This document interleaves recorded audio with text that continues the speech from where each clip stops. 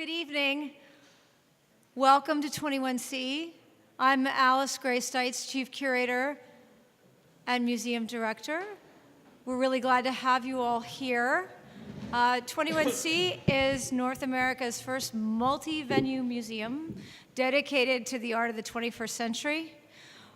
We're always thrilled to collaborate with other innovative cultural institutions to bring new art to new audiences and to inspire new discussions about what's happening in the world today in art, architecture, and beyond. So I'm going to hand the program right away over to Cesar Padilla, who has been our collaborator working with Land of Tomorrow, and wanted to say a big thank you to him and to Haviland Argo for making tonight happen. Cesar. Thank you, Alice. Welcome.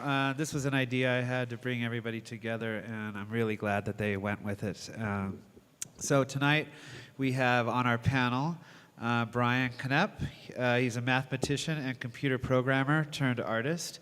His interactive artwork, Healing Tiles, is part of a site-specific works at 21C in Cincinnati, which is supposed to be amazing. I need to make the drive up there. George Legrady's artworks, Refraction and Slice, are currently installed on the first floor of 21C Cincinnati as well.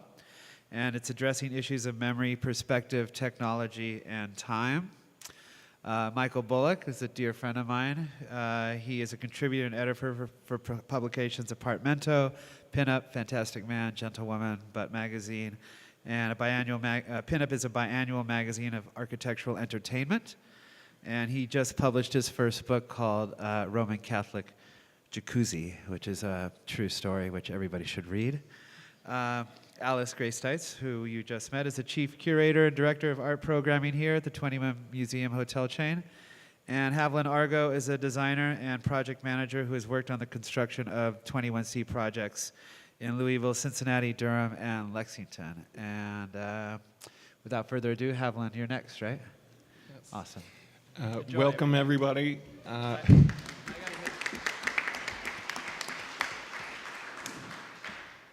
I would like to say thank you to 21C Museum Hotels for their generous support of tonight's event. Thank you to Cesar and Land of Tomorrow Gallery for coming up with the idea for tonight.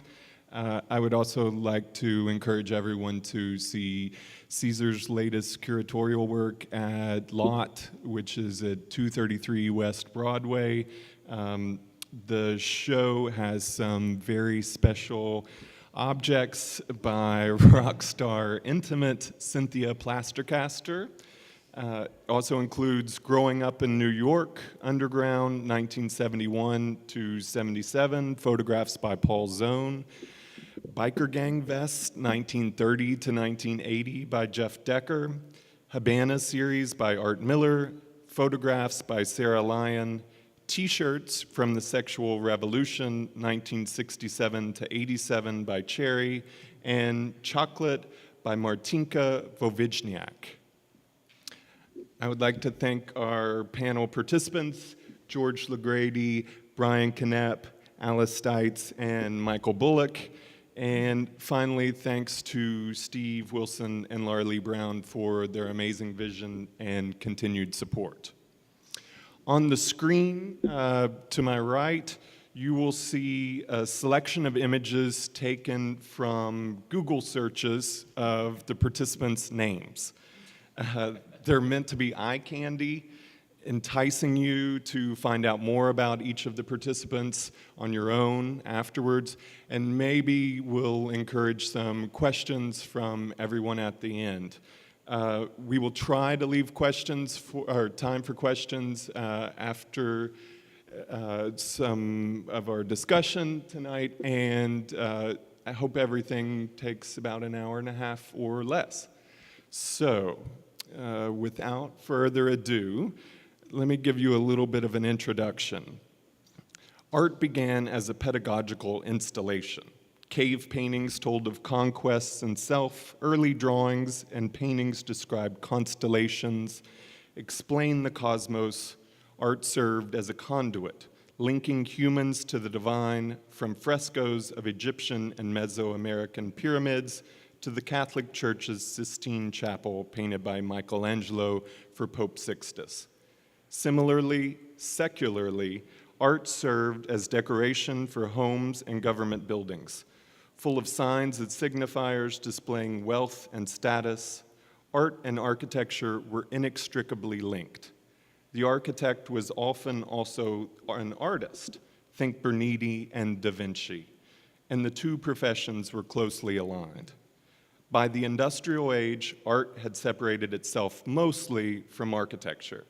Retreating to the canvas, to stone or bronze sculpture, art became commodified like never before, and the international style of architecture, ushered in by Hitchcock and Johnson's international style show at the Guggenheim, at MoMA, brought an era of form follows function. While the canvas has not lost its efficacy or potency, other forms of art have emerged. Photography, performance, installation, electronic art, land art, film, text-based art, and art that only lives on websites. Painting with code instead of brushstrokes. The architecture housing this new work must change to accommodate, and architecture as a profession is behind. Architecture is playing catch-up, but that's the nature of producing something that takes many years, 2, 3, 5, maybe 10 years to build a building. But that doesn't mean that architects and designers should give up, or that there aren't ways in which architecture is already playing an important role in shaping art and how we experience it. So that's what we're here to talk about today, and I've got some experts on the topic to join me. So I think first question goes to Brian Knep. How does the setting, the architecture most specifically, influence your experience in viewing art and your experience in making art? With digital or electronic art, maybe that's a moot point, but that's what I'm asking. Yeah, no, sure.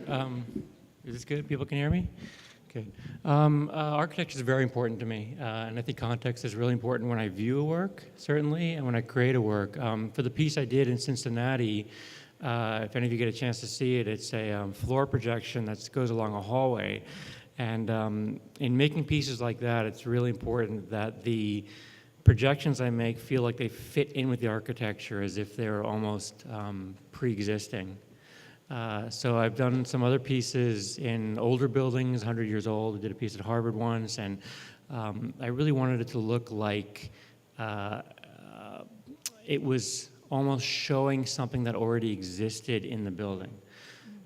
So sometimes when I, on a conceptual level, when I think about my work, it's not, what helps me is to think of it not as projecting images, but projecting some kind of X-ray vision where I'm showing what's already there. And so I'll do things like with the piece at 21C Cincinnati, I work with the architects to get blueprints. I built a 3D model. I did a bunch of mock-ups, did a mock-up in my studio. And so you'll notice that things like there are 5 tiles projected on the floor, and the breaks between the tiles all line up with things like doors or door breaks or cross beams or things like that. So it really feels like it fits. And for me, it's a really nice, creatively, it's a nice like a constraint to work within. Like I need to make it fit. So. Yeah, it shows. Oh, Same kind of question to Mr. Legrady, George Legrady. You've also done a lot of work with projections, for instance. So how does the space that you're projecting into or the surface you're projecting onto, how do those play a part in your artwork? So first of all, I just want to say thanks to 21C for inviting me here. So as I look around the room, I see different uses or different conversations with the art and the space, and in this particular presentation, my thoughts are that the curatorial project was to somehow work with the space, but to my mind, the space is still, the architecture is still a very strong presence. Whereas as I look all the way back there and I'm seeing the walls covered by the artist, what's happened there is that the space has been transformed with through the act of engaging the space as becoming part of the work. And so that's what I try to do whenever I'm brought into a situation. I try to figure out how can the specific space itself become a part of the vocabulary of the work. So usually I look very carefully at the space itself. Yeah. Michael Bullock, you get to see a lot of very cool apartments and houses in your work with Apartmento and Pinup. How would you say displaying art in a home is different than in a museum? Well, I guess, I mean, there's very practical differences, are that collectors usually, aren't showing one artist's full body of work. So it's, and also they're living there, so they're making a space that's personal and comfortable and fitting in with their own lives, versus, presenting a story of the artist. So, I mean, yeah, I think collections range from, on small scale, having 5 or 6 or 10 to 20 things that you rotate in your own home, to major collectors that build spaces to show the range of a collection. But yeah, I can think of collectors who make a gallery in their home, but then there are other people who kind of stack it on top of each other so they can show as much as possible at one time. I always think it's more interesting to me to go into a home that integrates the collection into what their lifestyle, because then you see a whole sort of psychological, you get to see the depth of the person, but as opposed to I mean, it's cool when people are rich enough to build a museum to themselves, and it's cool in another way, but it's it's about different things, I guess. Yeah, about the individual more, it would seem. Alice Stites. With Art Without Walls, you brought Chris Doyle to the U.S. Ambassador's residence in Stockholm. Chris ended up projecting onto the snow outside. At first, I saw this as a very concrete rejection of architecture. And I saw it as a rejection of the residence, of architecture as something that was man-made, of the permanence of architecture versus the impermanence of snow. Yet Chris Doyle is trained as an architect. And I would argue that he created a new space outside. Could you talk about that work and the way it did or didn't use architecture? Yes, and you're absolutely right. It wasn't a rejection of architecture. It was really a redefinition of what we think of as the spatial environment or the canvas. What he was just rejecting was the brick. So what happened was we were working with the ambassador and his wife to Sweden, Matthew and Brooke Barson, who are from Louisville, and they wanted to do a public art project that addressed the darkness of winter in Sweden. And they said, we want to do something called a different kind of light. What can we do? The ambassador's residence sits on a public park, as do many of them in Stockholm. And because Chris is a very astute and interesting artist who engages very well with the public realm, I thought he would be the first choice. So we went over to Sweden and we had a magical dinner where a lot of the discussion was about mushrooms. Really. And the idea, we had said, can you project onto the facade of the building because it's right there in the public park, everybody will see it, everybody will love it. Well, I went away for the day and came back and found a very unhappy architect saying, can't project onto this brick. We're going to have to project onto the ground. We'll use the snow as the canvas.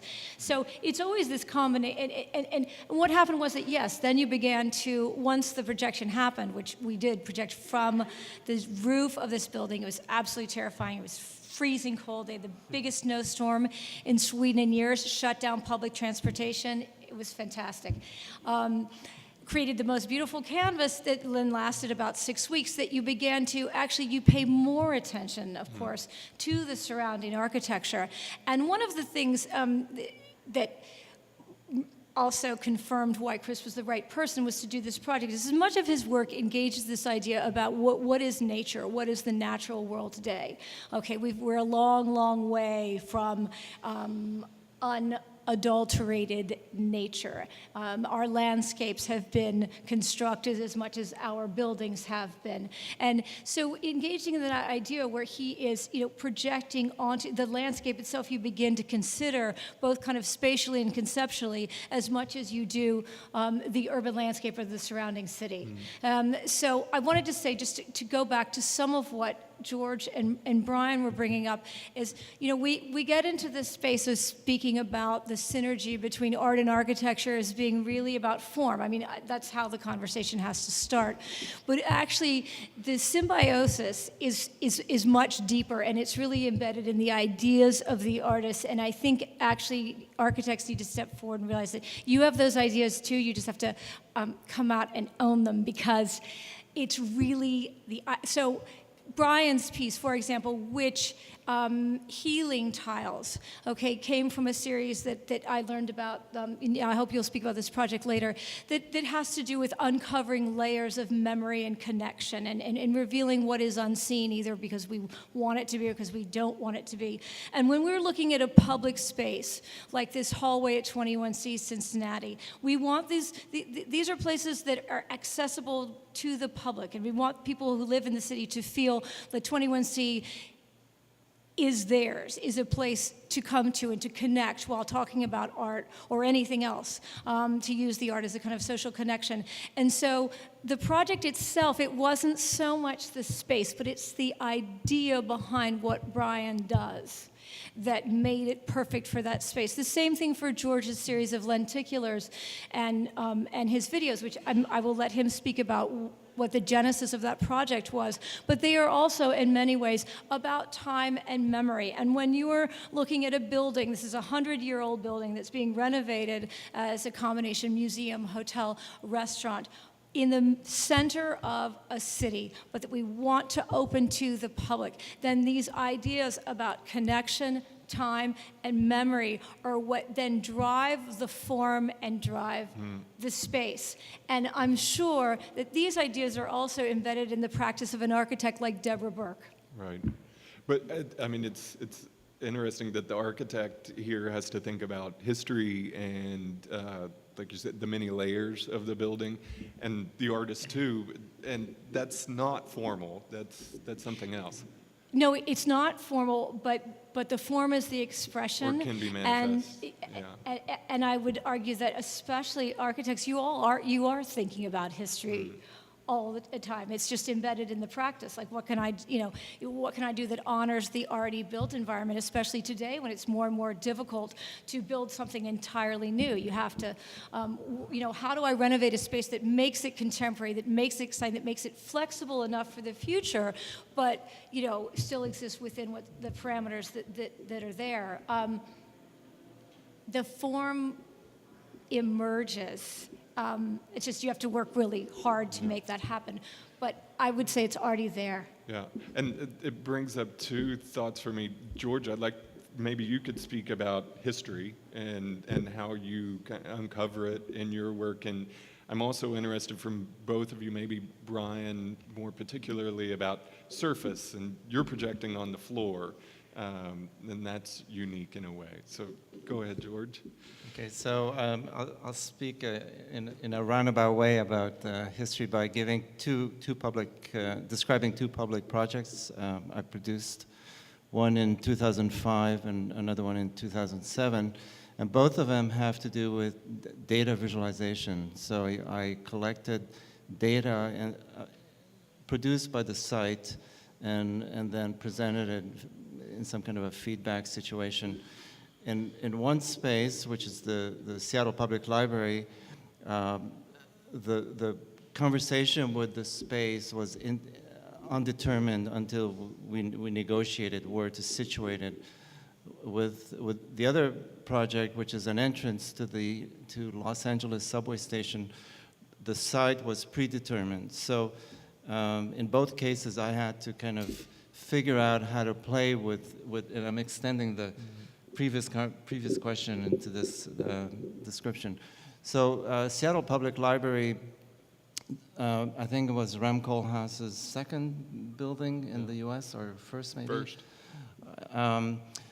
The project consists of me getting the data from anytime somebody checks out a book or movie or CD, I would get that information. And I had proposed for this work to reconsider the library as an information exchange center. And eventually, after a lot of conversations, we ended up placing the screens that give kind of the feedback of what's been happening in the last hour and a half above the main information desk where the librarians situate themselves. So it doesn't quite address the question of history, but it's all about context. So, but history always plays a part, and in the metro, Los Angeles metro situation, there was already a station that was built, and I had to somehow negotiate how to work with that particular space. And so the entrance of that station involved an escalator and stairs where people would move up and down. And so what I eventually ended up doing there was to kind of take the data, demographic data of who uses the subway, and to create an abstract work that would kind of play off or play with the movement of the people going up and down. So in other words, as you walk down or you took the escalator to go down, your experience of that information, which was abstract, would be triggered by your actual interaction. Mm-hmm. Maybe Brian, your piece at Harvard Memorial Hall is a good one to talk about history. Sure. Yeah. So I did a piece at Harvard Memorial Hall was built right after the Civil War, and it was built with a gift from some of the alumni to memorialize the grads from Harvard who had fought and died in the Civil War, but only those for the North Side.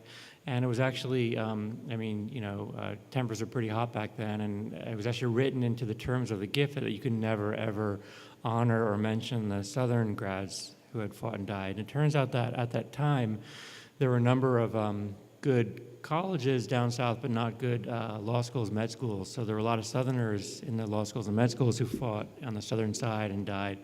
And every 10 to 20 years, somebody says, look, as an act of reconciliation, let's honor these grads somewhere. And there's a big back and forth, and a lot of tempers rise, and things haven't changed. And the piece that I made was not really advocating either way, but was to sort of uncover this hidden history and to talk about this wound that has lasted 150 years. And if you talk to historians and you look at some of the data, there's a lot to say that the Civil War is still really existent, and it's still affecting our politics today, north, south, red and blue states, et cetera.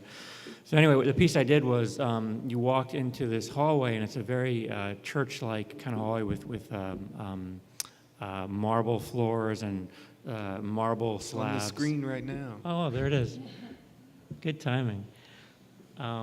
And the names of the grads from the north who died are engraved in the wall. So what I did is I put information about the southern graduates on the floor and then covered them with a luminous skin. So when you walked in, many people didn't see anything, but most people would see a little hint of text. And as you walked across the floor, your movements actually tore open this luminous skin, and you saw the information underneath. Sort of this idea that your actions are unveiling this history. And then the floor heals itself and covers them over again. So that's sort of the piece. And you had asked, that piece is similar to the piece that's in Cincinnati in that it's a floor piece, and you're asking about doing floor projections.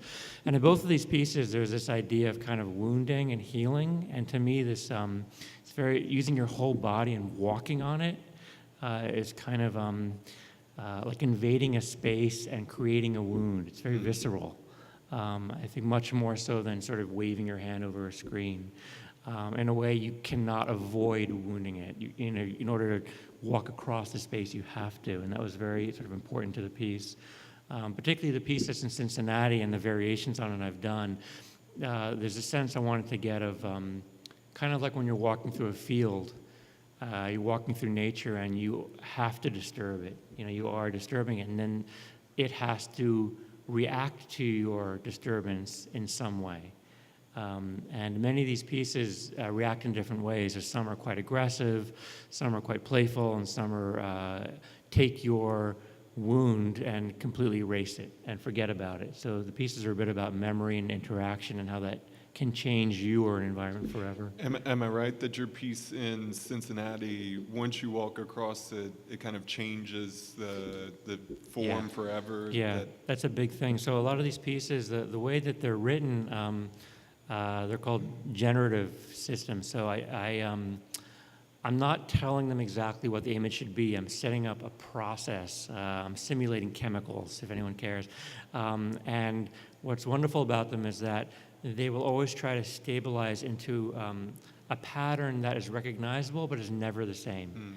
And the example I give to make people understand is to think about zebras, right? So I show you a picture of a zebra and you'll know right away it's a zebra, but no two zebras look alike. Same with fingerprints. So what's happening here is you've got this, if nobody walks on it, it covers the space and it just sits there. It's kind of happy, you could say. You could describe that idea to it. When you walk across it, you wound it and then it has to regrow itself. But when it regrows itself, it's never the same twice. And so your interaction is kind of embedded in there forever. The future technology, maybe, George, maybe you could speak about the promise of technical or what do you call it, digital? Do you have a term preference for contemporary electronic art, and where do you see it going? Okay, so a challenging question. So basically, it's a very broad field, and I'm a professor in a PhD program where we have computer science and electrical engineers and electronic composers and visual and spatial people, and so. But I'm an artist, so and at this particular institution, I did start in the art department, but now I kind of pulled myself away from there. And a lot of it has to do with the interest in computation, which is the art, the making, the exploring, the creating through the writing of code, as opposed to using existing software that somebody else has written that you then create with. So where's the future going? It's an interesting, I mean, I've been part of this computational world since before the internet, so I did see it go from like, a group of like eccentric crazies to all of a sudden when the internet came out, everybody wanted to do it, to now it kind of entered the art world, but in a kind of surface way, and and faces the same challenges that photography faced back when it entered the art world. As far as acceptance?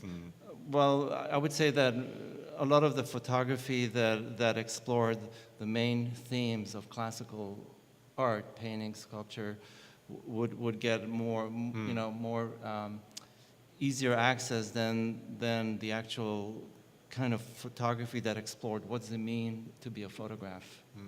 So, and the same thing happens with this computational situation too.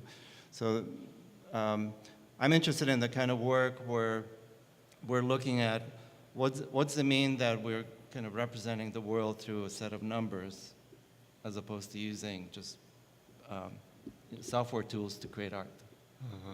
But can you draw a line between? No, it's always it's always kind of like moving, blending, and So how do you teach that? You need people that are competent in computational. yeah. So let me just give you an example. So I think most of you know Photoshop. So I teach a class called the Conceptual Art of Photoshop, and what I'm interested in this particular class is, what are the origins? It's surveillance, it's satellite, it's police work, and I'm interested in also its connection to signal processing, which has a very close relationship to electronic composers, who produce sounds through computers.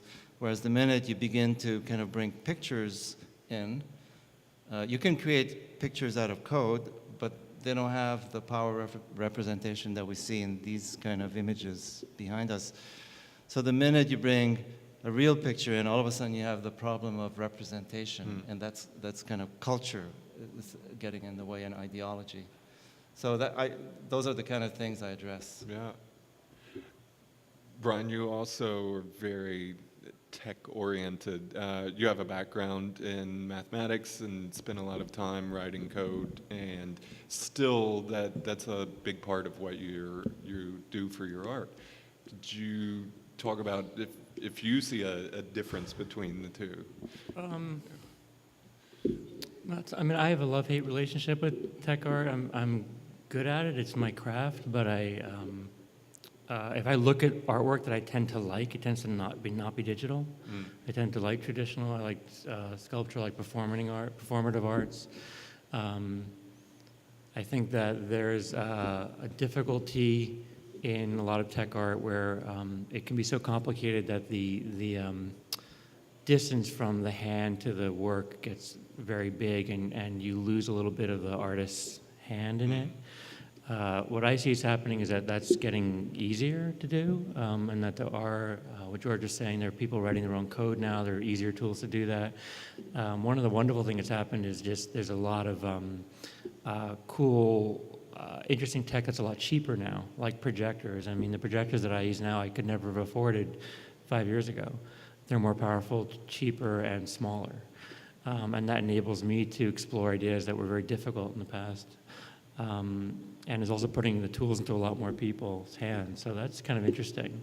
And you're also getting a lot of people who aren't, when I started out doing this work, a lot of the folks who I showed with were also trained like I was in computer science or at least some degree. And now there are a lot of folks who are coming through art school who are learning to do these things as well. And that's kind of nice. That's expanding the field. It is expanding. Alice, you're expanding a lot of digital art in 21C's collection.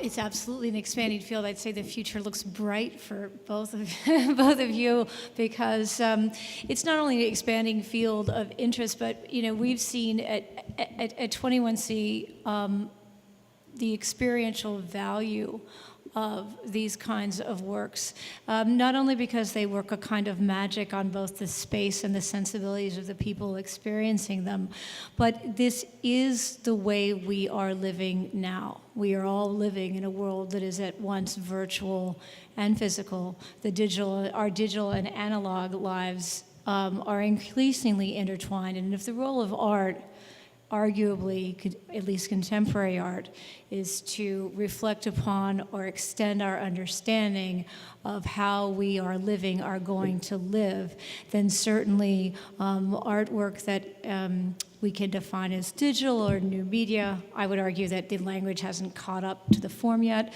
so ignore those titles, but we all know what we're talking about, is exactly the wave of the future. It is not simply artists who are specializing, as you were saying, Brian, in that kind of tech art. It's artists who are realizing this is the form or this is the kind of tool, the technological tool, to best express their particular vision. But to your left is Michael. Wait, are you guys still relegated to a realm of tech art? Often, yeah. I mean, I would say when I show, I would say at least half the time it's in a pretty tech all show, And my preference is to show not in that, definitely. And the reason for that, I mean, it's kind of an aside, is that when I show in an all-tech show, or all interactive art or new media, whatever, people come with a certain expectation. It's almost like a video game mentality. And context is important. And so what they do, they come and they'll try to find the limits of whatever piece they're in front of. My preference is to show alongside painters and sculptors and that. And I feel like the context that it creates is more one of art, of having a transformative experience, something like that. Yeah. So- And Michael, I you're. mean, it's similar to like, you know, for the whole conversation for years about is photography valid after painting, and then tech art is in that same sort of. I mean, I think it's breaking past that right now. It's definitely breaking past it, but there still is a ghetto, I think. I don't know. Still ghettoized. I think it's really changing. And one example I would give is that one of the reasons that it's probably been difficult to show within at least to traditional gallery system is that this kind of work resists commodification. Oh, yeah. You can't, Right. That's the you, problem. you can't put it in a package and sell it and hand it to somebody a lot of times. But the art is changing the way the marketplace is working. And it is beginning to happen that more and more there are commission projects and there are site-specific art is such a part of the conversation, whether you're talking about public art or whether you're talking about people buying something and showing it in their homes. People are increasingly comfortable with at least an on-off switch. So I think, or a video screen, right? I mean, the video screen, it's a canvas, it's a window, that's the way we live. So I think it is changing. And one of the last example I'll give you up to hopefully feel encouraging is at the Art Basel Fair in June this summer, I spoke on a panel about collecting new media. And the most interesting thing to me about that was the fact that an art fair would host a discussion about collecting new media, because you can't really sell that kind of work in a little booth at an art fair. So if the prevalence of this format is of such interest, and because it speaks so much about our present and future lives, that it's changing the market, then it has a relevance, and maybe the whole system of commodification, whatever that means, is changing too. Can I just add a few words? So the installation in Cincinnati has both non-electronic lenticulars and screen-based works. And the screen-based works are generated by algorithms. So it's really important for me to, in the works I do, to collect data on site.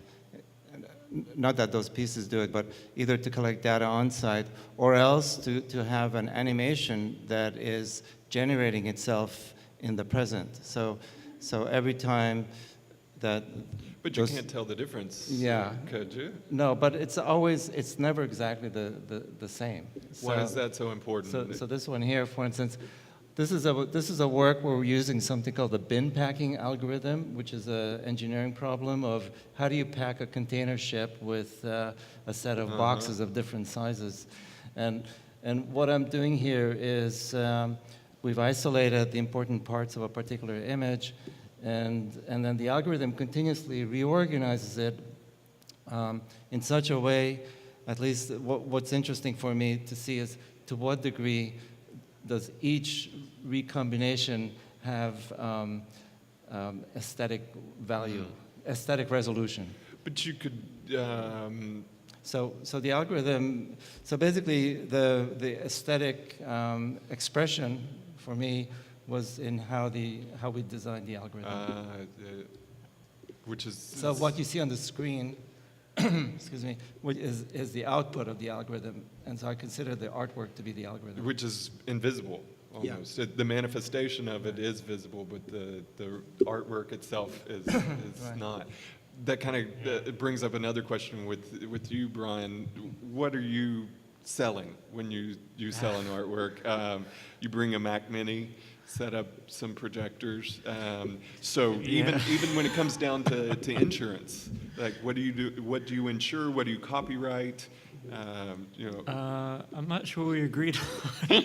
We should talk about, but I think it's I mean, it's a piece. It's got let's see, it's got Mac Minis and all that. But for me, what's important is not the tech itself. Like I'm not like, is it Dan Flavin, the one who, you can't even replace his bulbs? Yeah. Like, no, I mean, if you can run this on, an Android, I don't care. It's about the implementation, about the experience. Experience. So what I do is right now I run on Mac Minis because it's in interest of longevity. I like working on off-the-shelf hardware. I have all my code. My gallery has all my code. I try to write all my own code instead of using proprietary stuff so that it's all there. I try to use very basic algorithms that will run on what currently are sort of the three main systems out there: Windows, Linux, and Mac. Mac is my preferred just because I find it easier, but my system should run on all. That gets to the question yeah. of longevity, which Yeah. maybe both George and then Alice could speak on. How do you maintain these pieces that are purely digital? So there's maybe some of you have read a book, and I forget the exact title, where the book's about what happens when humans are gone. How long does the Washington Bridge stay up, and what happens to Manhattan over time? In this book, the author says that bronze is the longest lasting thing that humans have produced. So bronze, any object made out of bronze will last 500,000 years. Meanwhile, the floppy disks that I produced 15 years ago, I can't play them because nobody on campus has a machine anymore. So, there's different ways to look at it. I think we're in a transitional time, and at some point, it's going to become not so much grounded in needing to be stored. I'm not quite sure yet how we're going to kind of move on, but it is a transitional process. And you can also see that in the history of art. Rauschenberg's break down a lot faster than Impressionist paintings, which break down a lot faster than Renaissance paintings, and a lot of it has to do with the relationship between the craft, the materials, the culture. And so right now, I'll stop soon. So right now, I basically provide code, and I provide the Seattle Public Library. It's an 80-page technical document that describes every aspect of it. And so when someone like the Seattle Public Library purchases the work, they get a stamped copy of that 80-page document? Yeah, they have the electronic version of the document. They're in the middle of changing the computers, and it makes me very nervous because we designed them for 2005 computers. Uh-huh. So I'm waiting to hear what's going to happen. Alice, does that make you nervous too, thinking about the future? Oh, I'd say just keeps us all on a really steep learning curve, which makes life exciting. No, this is something that we think about and talk about a lot. When you acquire a work of art that's ephemeral, that's generative, what does that mean? And yes, we'd like to receive those 8-page documents that detail things like what kinds of technology can we use? If X breaks, can we use Y? Brian, you're writing your own code. Who could we go to if it were not you, if the code needed to be updated? So the onus is on the artists, and it's also on collectors and institutions. And I think what is probably going to happen is a move towards a kind of standardized template where everyone understands when this kind of work is bought or sold, you must provide this kind of documentation and information. But it's a moving target, and things change, and you have to be flexible. I think the most important thing from the perspective of a collector or a curator is if you're really passionate about the work and see its experiential value, then you're going to make it happen. The other thing I would say is even bronze has a lifespan. Nothing lasts forever, but the effect that it can have on the viewer or on an audience is immeasurable. Yeah. That brings me to print, and you make magazines, books. Everybody says that's dead. What's your take on that, Michael? The editor of Pinup just curated a museum show at Art Kunst in Düsseldorf, and it was about the relevance of magazines since 2000. And it was like genre-defining magazines that bring communities together, and like what's the relevance. And I think the relevance is with the internet, like things are always on there, and you can either get them or miss them. But with magazines, they go to specific communities, and everyone gets the same information at the same time and starts to work with those ideas. And I think that there's a power in that that will probably never go away. Yeah, focusing people around certain ideas. But I would also say that the magazines that I work on, Pinup and Apartamento, like exist because of the digital. Like, I mean, they're in response to the digital. They maybe wouldn't be as valued. Like to make a magazine right now that has curation and time spent on the ideas, when what's on the internet is so quick and like not very thoughtful. Well, to varying degrees, but yeah, it allows for these magazines to exist. It gives a counterpoint and makes them maybe even more important than they were, like, or could have been 10 years ago. I've also heard that on-demand printing is kind of bringing back the book, and yours might be a case of that. You said you're about to go into the second printing, maybe, and is that a case of where you know, having things digitally and printing on demand it's a new technology and is actually saving the book? Yeah, I think so. I mean, I think it's nice to do things for smaller audiences, and that allows that. Cool. Thinking about commodification, Alice, I was going to ask you, here we are in 21C, it has a model of that I think is pretty rare, unique to an extent in the world of hotels, and you are probably asked to put a figure to this and define success for yourself as a curator and for the hotel. What role do you think the artwork plays in defining success for 21C Museum Hotel? Wow, that's a big question. A very essential role. Essential role. I mean, 21C Museum Hotels was founded with the mission to find innovative ways to integrate contemporary art into daily life. That's a big and serious mission, and there are no numbers attached to it.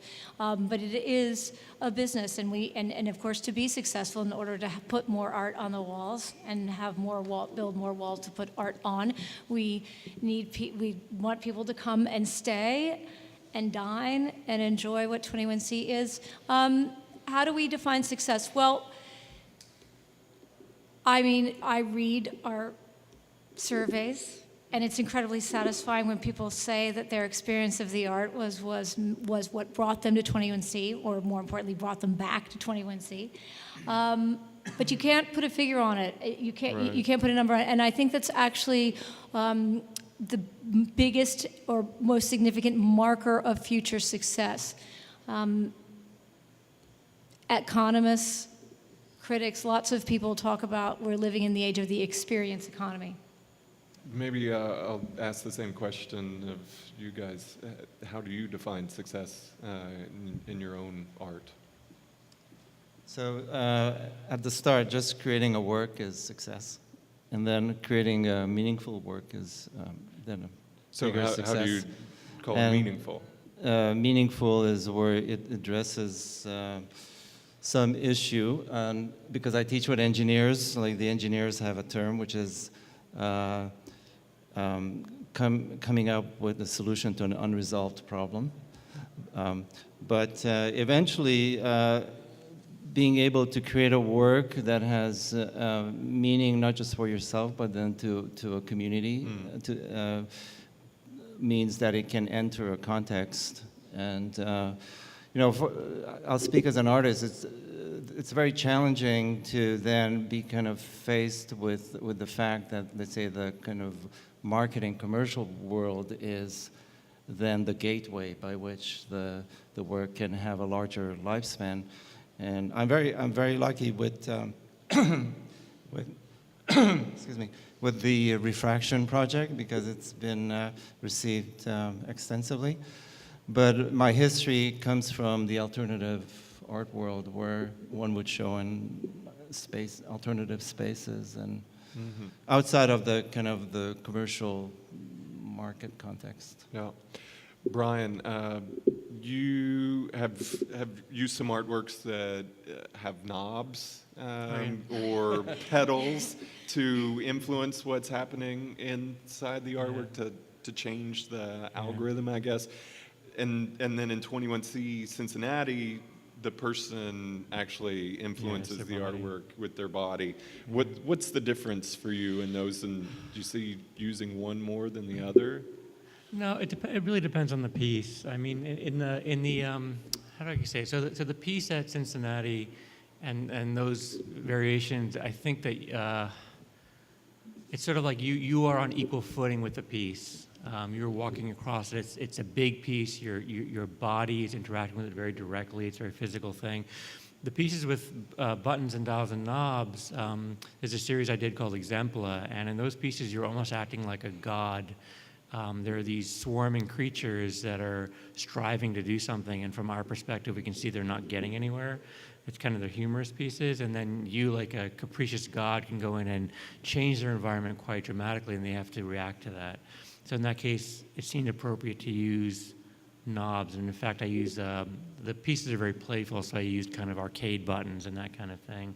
So it's really what's appropriate for the piece, I think. It's what makes sense. Yeah. Michael, you have a lot of experience commissioning artists for photo shoots, for different graphics, if you will. What's your experience with commissioning? Do you let them run free, or do you have to set down some ground rules? I mean, I think that you always you just try to pick the right person to do the right thing, and if you do that well, then you want them to do their own thing, and that's kind of always the premise. It's never. I mean, I have worked with sort of people that want to put everyone into their vision of what they think they should be doing, and I always find that so stifling for everyone involved and like painful. But mostly with everything I work on now, I think we really choose the right. It's about choosing the right person for the right job. Alice, like would you letting say them fully express themselves, and that's exactly what you want. Yeah. Alice, is it the same with Yeah. commissioning art? Absolutely. I couldn't have said it better. You pick the right person and don't put, and then you won't have to put any constraints. And speaking of commissions, we have, and wallpaper, we talked about earlier, it's the Virgil Marty wallpaper in the back, and you also commissioned Chris Doyle wallpaper, which I just saw flash up on the screen there. Why commissioning wallpaper, and what does that do to a space? It seems to kind of negate the architecture, or just the opposite. Oh, well, I think in the case here, just the opposite. And this was alluded to earlier. So, and that, that space behind you all is a fairly quiet space architecturally. And what the wallpaper does is bring it to life, is activate that space. I think that's what the word that you used, George. It's very true. So the spaces, the other space that you were referring to, the vitrines and the guest hallways in our 21C in Bentonville too, it's, there's these simple box shapes that now you pay more attention to because there's some interesting wallpaper there. That particular project was also exciting because the wallpaper tells the same story that a video piece by the same artist. As he said, it's the same story unfolding across space as there is across time. So the art is doing multiple things within the architecture. One, it's activating the space. it's solving a problem. Like, this was boring, now it's exciting.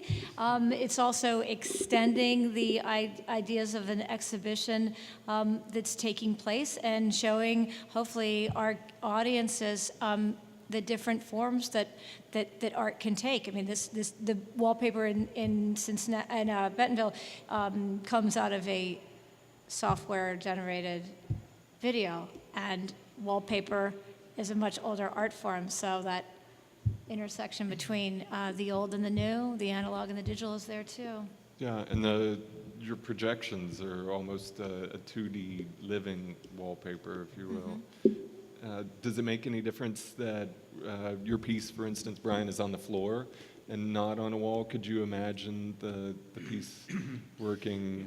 People ask me that all the time, and it would just be a different piece. It really would be. I mean, I like that physical interaction where well, I guess physical is also with your hand, but just walking on it, very direct, damaging it that way seems very important to the piece. And if I were to do it try to do it on a wall, it would just turn into something else, which might be good too, but I really like that walking part.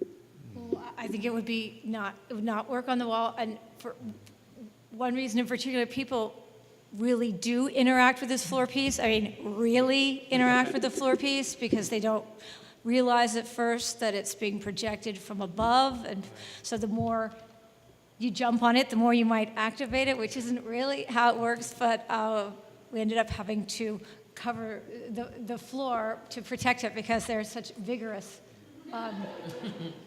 interaction. And when you say put it on the wall, I just picture people like hitting the wall, but it's really designed to work beautifully the way it does. It's also, like, I'm very open with the way my pieces work. I'm not secretive about that, but I love that moment when people first see my pieces that it feels kind of magical, that it's a magical floor, it is an organism which you can attribute meaning to, which is reacting to you. It's there, it's all there, and so it doesn't feel like a projection at first. Yeah.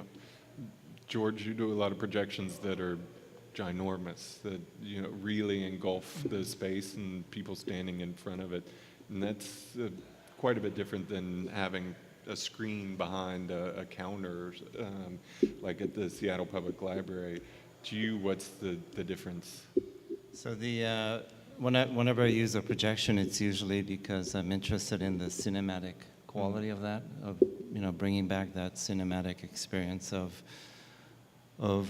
seeing information in front of you, and so a lot of those installations also involve the public that comes to the place as contributing data, so they get to see their information large. And what that does is it creates more of a conversation between people in the space, as opposed to like an individual studying, let's say, a painting on their own. But one thing that I don't know if it's scary or not, but I think we're moving in the direction where everything will have a moving image on it. For instance, all the floor, the chairs, and the clothes we wear. So I'm kind of seeing this role of the multi-presence of the moving image as part of our life. Yeah. I've been thinking a lot about the architecture of the art fair. And I think you all have some experience with art fairs. And last November in Miami, Brian had an exhibition of 5 or more pieces, 4 pieces, and there was a special space built for those black walls, and maybe you could talk about how you pulled that off, or how your gallery pulled that off. That's actually an interesting project. So my gallery is Ron Feldman Fine Arts, and they teamed together with 6 other galleries to create a space called 7. And what they do is they take a warehouse and they completely gut it and build all the walls and everything in a few weeks. And they try to make more of a show rather than a typical art fair. I don't know if folks have been to them, but there'll be a bunch of booths and each booth is a gallery, and they'll show a whole bunch of artists. Sometimes a gallery will show only 1 or 2 artists, but often it's a mix of a bunch. And the 7, instead, they try to make it more of like a gallery show or a museum show. So the galleries are actually intermixed sometimes, so you'll be showing next to people from other galleries. So they just found this building, and these particular pieces I really like to show in weird spaces. I like to work with interesting architecture. I like to project on cross beams and stuff. And so they had this one weird space in the center that other people didn't want. So I said, I'll take it. And actually said, can you actually put in another kind of weird wall in there? So they built a wall out for it. And when I got there, everything was different than I thought. And over a couple days, had to modify the artwork to make it fit the space. But what I do is, part of my creative process is I write programs that are very, they're like programs to create programs, and it lets me change aspects of the artwork very quickly, so that I can go from thought to execution very quickly. I want this to be bigger, boom, I can do it very easily. I don't have to like rewrite code and recompile and everything. So that also allows me to customize it to the space. And then that happened with the piece at 21C as well. Just try, so I can get there. And one of the things that I just from experience have learned is that when you get to a space, it's never exactly as you thought it's going to be. There's always things that come up. There's a crossbeam here. There's a fire thing here, and I actually enjoy that as a challenge. And I've written in my program so that I can react to that. And I find that sort of a fun time, actually, to go in there, put everything up, and then try to play with it and sit with it, and then watch the first few visitors even come in and watch how they interact with it and change it a little bit, make it bigger, smaller, faster, slower. It's fun. So, Alice, I think how important is the art fair to you, to collecting? Well, 21C has found a lot of artwork at art fairs because you can see a lot of work and a lot of varied work in a condensed amount of time and a condensed amount of space. At the same time, it can be, overwhelming and difficult to see work when you're talking about going into those booths that are packed full. But there have been wonderful opportunities that have come from seeing work. What you're seeing on the screen right now, that's a beautiful video by Ragnar Kjartansson that was purchased at the Miami Art Fair. And I'm thinking specifically of another commissioned piece at 21C in Cincinnati, Astrid Crow's Light Mail, which are enormous fiber optic tapestries that fill a light well that's from the 3rd floor to the 10th floor. It's absolutely stunning. That artwork became a reality because the 21C collectors saw a much, much smaller fiber optic and LED tapestry woven by Astrid at the design fair in Miami. It'll be 3 years in December, and engaged with the artist and said, would come and see the space, and she came and saw the space. And this is an artist who works closely with architects and responds well to space. And said, okay, yes, I can make it bigger, bigger, bigger, bigger, bigger. So actually, what you're seeing on the screen here is one of our newest projects here at 21C in Louisville. This is a suite in the basement level, not far from where you are, by Freeman and Lowe, called Asleep in the Cyclone. I am going to actually address the art fair issue because art fairs are beginning to change their format, not only what's being talked about, but the way that they present the work. Freeman and Lowe this year were one of a handful of artists who were selected by a jury to do the Unlimited Fair at Art Basel. So there's the big fair that has the booths with sometimes chock full of things. And then Unlimited, each gallery is allowed to commission 1 or 2 artists to fill an enormous space. And Freeman and Lowe were commissioned with Marlborough Gallery at Unlimited this year, and they had a real warren of rooms that you found your way through, and much of the imagery was related to the project that they had just opened in Louisville. And I will say, I had never seen a line to get into a particular exhibit at an art fair that was that long. So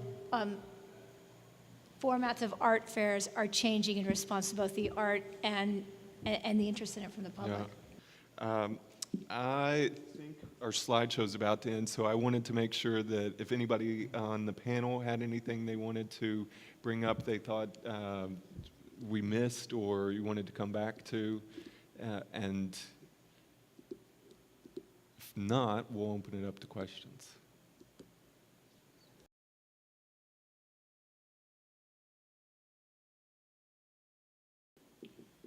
So one artist that I've always referred back to and thought about is Michael Asher, who's an artist who does work called situational aesthetics, and this connects to the early question of history, which I didn't answer.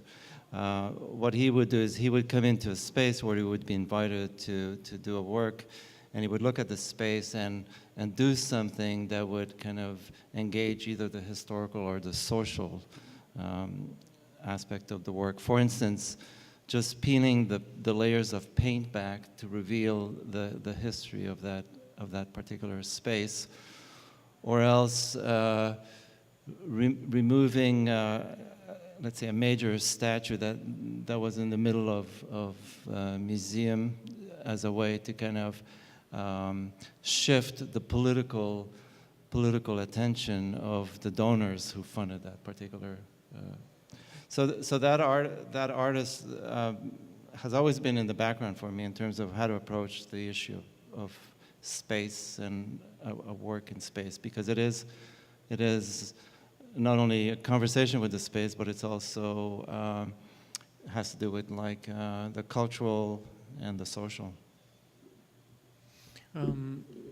Thinking about that, it depends on the project, but it's not always about where I'm going to show the work. Like I did a lot of work at Harvard Medical School, and the work was shown and has been shown in art fairs and galleries and that kind of thing, but the context of working in the medical school where the work was created was very important. I mean, it informed all the work completely, you know, and aesthetically and what I was trying to get at, what was important to me at the time.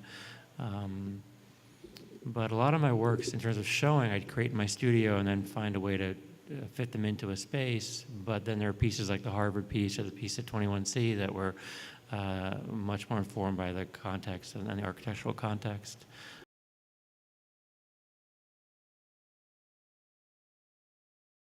I actually, I started to obsess about it, and it started to get in the way of me making work. It's really, and because I studied as a software engineer, so it's kind of what I do. It's like my craft. I really get into that kind of thing, and but you can just get crazy about it. So I try to keep a balance now, of like if I find myself not making a piece because I'm not sure how it's going to survive, then I'm going too far in one direction.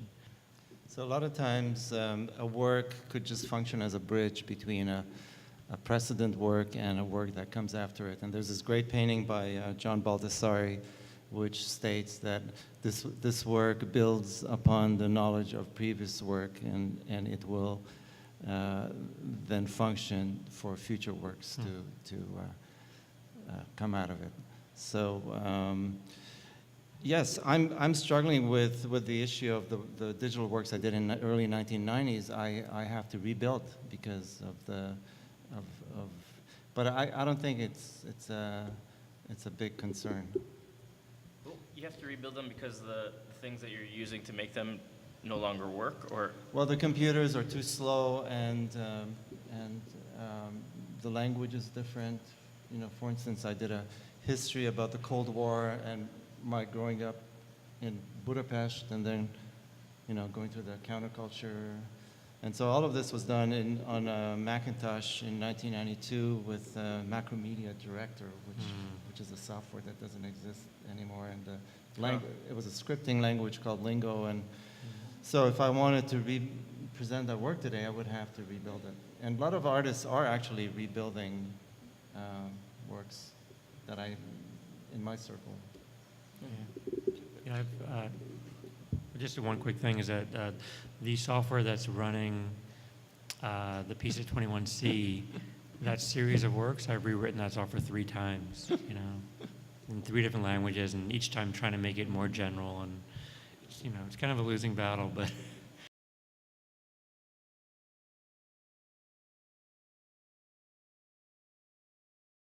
I think we talked about that earlier. I mean, we're, looking at ways to try to ensure that, the life of the piece as long as we can and know how to take care of it, know how to conserve it. But if permanence were the guiding mission of the collection, we would be having a different conversation. But the mission, Everything would be bronze. right, exactly. but the mission is, it's not about the form. It's about the ideas embedded in those forms and sharing the art of today with the public. Now, that means you can't.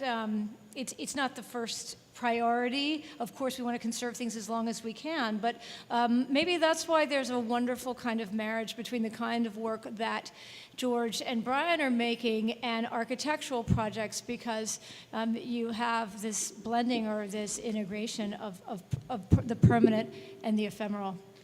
That makes me think of the text rain, Camille Letterman. It looks a little dated now, almost. I mean, it's. I still love it. But do you ever think about, and would Camille even consider coming back and, updating it? I'm sure she would. The projectors are new. The software's. The projector's pretty new, actually. Yes, I think she would, and I think we. It's 21C. We don't think in terms of permanence. Yeah. I think it was like redefining permanence. I mean, even David out there on the street corner, it's not permanent. So could that change? Yes. But that piece has had such a powerful effect on what we're talking about today. When that was installed, nobody could have predicted what an effect it would have on our visitors. And that is the piece that people keep coming back to, and we watch them engage with it and love it. And also see that it activated a space, an elevator lobby that's a space in which people normally don't connect with one another, right? You feel awkward. You just want the elevator doors to open. Am I going to have to talk to someone? Like the hallway to a bathroom. Right. And yet there you are watching these letters fall on you, and you start to read it, and the lines from a poem, and the poem is about bodies and language. So again, there's this integration of the idea with the form and then bringing people together. So that piece, as 21C has grown and now expanded to other sites, that's the one that really generated this awareness of, okay, let's take the experiential value of a work like that and find those spaces that can be activated through that kind of art. So, yeah. Absolutely. But I don't know, I have to ask Camille if she'd like to update that.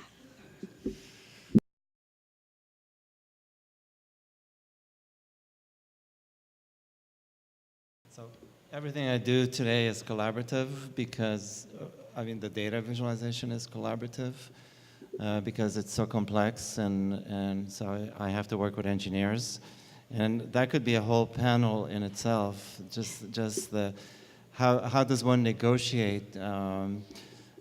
So when I started, I used to write my own code, and what I do now is I sketch out the concept, and I work with a team of people. And they have different expertise. So it turns out to be, I guess at first you think that the artist is, there's a long history of artists working in this way, but if you think of cinema, for instance, there's a built-in model there, or even music, like playing, different musicians playing together. So I do collaborate, but with engineers and electronic composers rather than other artists. More questions? Thank you guys for joining us tonight. Please give a round of applause to the panel. Thank you. Thank you, Haviland. Yeah, thank you, Haviland. Thank you, Haviland. And if you all were really enjoying the conversation, want to hear some more, follow us up to Cincinnati tomorrow night at 6 o'clock. George and Brian will be continuing aspects of the conversation. So thanks for coming to 21C. Thank you, Haviland. Thank you, Caesar.